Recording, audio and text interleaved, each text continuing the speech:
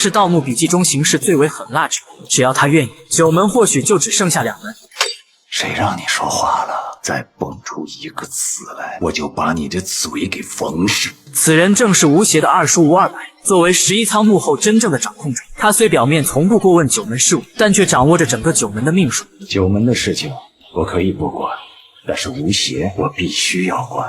众所周知，11仓作为盗笔中最神秘的运输组织，里面不仅有当初驶入长沙的神秘军列，还存放着张大佛爷门前的大佛，甚至在张启山100年之后，与妻子尹新月一同合葬在11仓内，里面几乎藏匿着九门全部机密，所以需要一个足够强大的人才可掌控。谁曾想老奸巨猾的裘德考为探寻水下张家鼓楼的长生之秘，竟利用吴邪的性命替他下去冒险。而铁三角也因走错甬道，受到密骆驼的前后夹击。但吴邪不仅是老吴家的独苗，更是九门计划的天选之人。于是吴二白在得知情况后，立马带人包围了裘德考的营地。Mr. Wu, you have got a lot of men here. 多吗？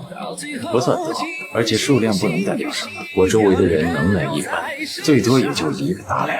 虽说裘德考也一向以势压人，且当初敢联合陈皮阿四对付佛爷，并向当时掌权者告发了九门行径，迫使张大佛爷亲自清洗了长沙老九门。但如今他在吴二白面前却吓得连大气都不敢喘，只因无论是气势和实力，一脚踏黑一脚踏白的吴家二公子完全属于碾压他的存在。无奈裘德考只好提起与狗五爷的交情，想借机缓和一下气氛。只见吴二白用手沾了沾桌上的茶水，君山银针。随后裘德考便告诉吴二白，当年在长沙，他父亲请他喝的正是这君山银针，岂料吴二白继续让他吃瘪。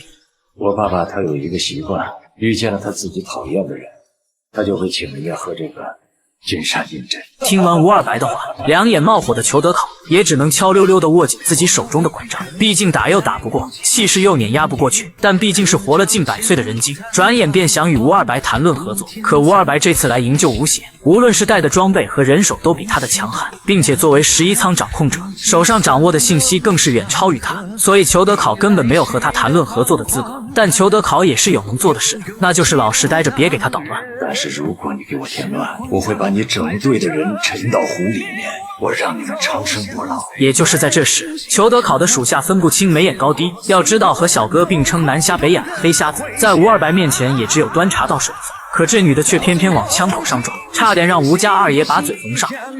我好久没碰别人的嘴了。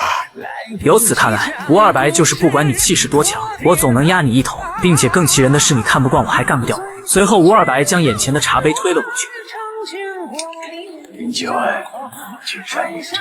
吴二白之所以这么做，意思就是你在这慢慢喝你的君山银针，吴邪但凡有危险，裘德考你就可以人走茶凉了。好在这时吴邪身上的定位响了起来，裘德考见此终于如释重负。随后一个属下汇报山里出现了信号枪，吴二白听到后，严肃的表情瞬间转变成担忧，这也是吴邪为什么能老在外面作死的原因。你为什么觉得我能进入张家鼓楼？我们都知道张家鼓楼只有张大人进得去，而张之灵去过的地方，你还没去过。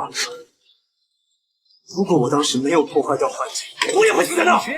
随后吴二白便带众人回到长沙，可让人不解的是，吴二白不仅知道甬道出现的东西正是由黑毛蛇所控制的密骆驼，还确定吴邪所进去的路径是错的，并且无论是水下的青铜铃铛幻阵，还是甬道中的密骆驼，都是张家人设置的防护机制。在吴二白的暗示下，吴邪等人才明白张家鼓楼入口不是在水下，而是在山里。可吴二白却不让他们再继续查下去。二爷，这张家鼓楼里到底有什么？为什么我们九门这么多人，裘德考还有他们的考察队，他们都拼了命的想要进去？